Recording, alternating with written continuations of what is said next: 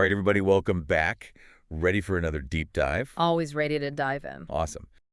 Welcome back to the final part of our deep dive into women and negotiation. It's been so interesting looking at all this research and all these different perspectives on this question of whether women are better negotiators. Yeah, it's a complex issue for sure. Definitely. We've seen that there are all these stereotypes out there, Yeah. but also a lot of evidence that women bring some really unique strengths to the table. Yeah, like that collaborative approach. Yeah. And that focus on building relationships. Those are really valuable assets in any negotiation. For sure. And Yeah. despite those systemic challenges Yeah. that we talked about, Yeah. like the biases and the higher rejection rates, Yeah. it's inspiring to see how women are stepping up and negotiating more than ever. Right. But as we wrap up, I think it's important to go beyond the statistics for a moment. Yeah. And reflect on our own experiences. Yeah, I love that. How has gender shaped our personal negotiation journeys? That's a great point because I think sometimes those personal anecdotes can really hit home, Mm. like more so than just the research itself. Yeah. I remember when I first started negotiating, I was so nervous. Like I overprepared, I second-guessed myself.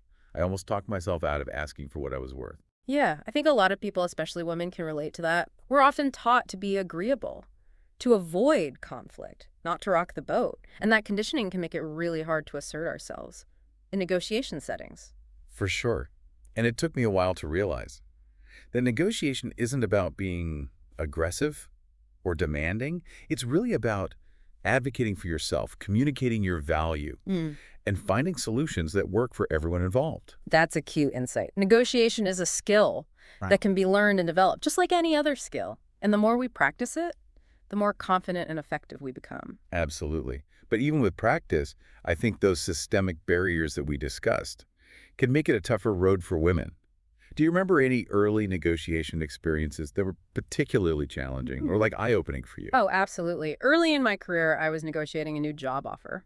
Yeah. And I was really excited about the opportunity. But when I tried to negotiate a higher starting salary, I was met with so much resistance. The hiring manager actually told me, that's more than we typically offer to women at this level. Oh my gosh. That's so disheartening, but unfortunately not surprising.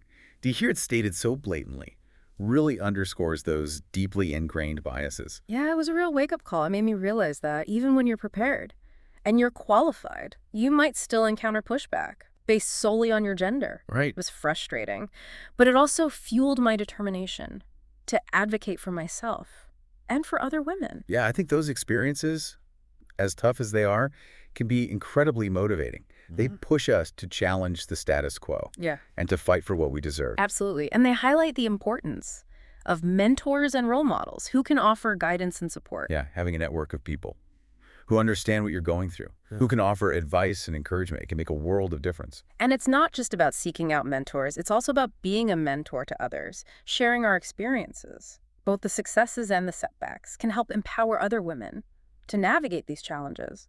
So true. Lifting each other up and creating that culture of support is so essential. But I want to kind of circle back to the organizational level for a moment. We've talked about these key actions that organizations can take to create a more equitable environment, like pay transparency, bias mitigation, fostering a positive negotiation culture. But how do we make sure that those changes actually happen? Is it just about like hoping that companies will do the right thing? Hope is a good starting point, but it's not a strategy. We need to hold organizations accountable as consumers. We can choose to support businesses that align with our values. We can research companies before we buy their products or services, look for certifications that demonstrate their commitment to gender equity, and use our purchasing power to drive change. Yeah, that's a good point. Voting with our wallets. And as employees, we can advocate for change within our own organizations, talk to our HR departments, raise awareness among our colleagues, and push for policies that promote pay equity and fairness in negotiation. It's about speaking up, even when it's uncomfortable, and using our voices to create a more just and equitable workplace. Yeah, I Yeah. love that. So it's like a multi-pronged approach: Mhm. individual empowerment, organizational accountability, and collective action. And it's not just about women advocating for themselves. It's about everyone working together to create a more inclusive and equitable negotiation landscape. Exactly. And it's about recognizing that gender equity benefits everyone. When women are empowered to negotiate effectively, everyone wins. Businesses thrive, economies grow, and societies become more just and prosperous. So as we wrap up this deep dive, I want to leave our listeners with a call to action.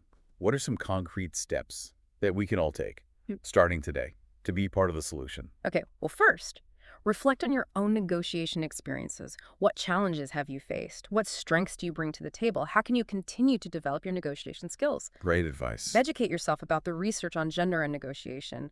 Share that knowledge with others. Help raise awareness. Wow. Support organizations that are championing gender equity.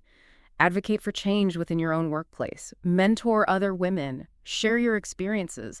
And most importantly, never stop believing in your worth and your ability to negotiate effectively.